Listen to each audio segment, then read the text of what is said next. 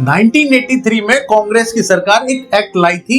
इंदिरा गांधी जी प्रधानमंत्री थी और इस एक्ट का नाम था IMDT act, illegal migration determination by tribunals.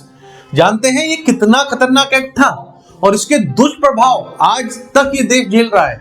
ये एक्ट इसलिए लाया गया था कि जो इलीगल लोग भारत में खासकर आसाम में घुसे हैं उनको आइडेंटिफाई किया जा सके और माइग्रेशन को रोका जा सके।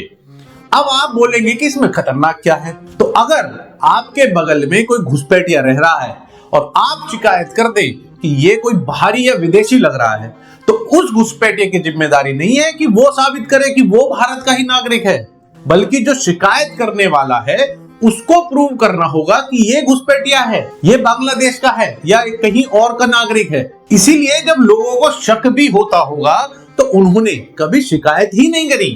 कौन बड़ी लकड़ी उठाना चाहेगा? और उनकी संख्या बढ़ती ही गई।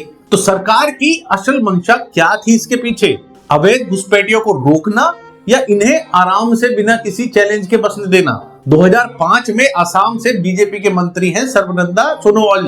उन्होंने सुप्रीम कोर्ट में इस एक्ट को चुनौती दी, जब जाकर ये एक्ट खत्म किया गया सुप्रीम कोर्ट के द्वारा।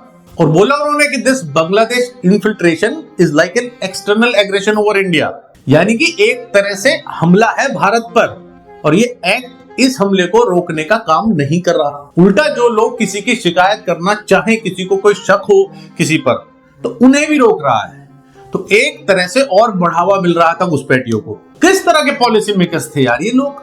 इस एक्ट से किसका फायदा हो रहा था एक्चुअल में? Iron lady Indira Gandhi, seriously.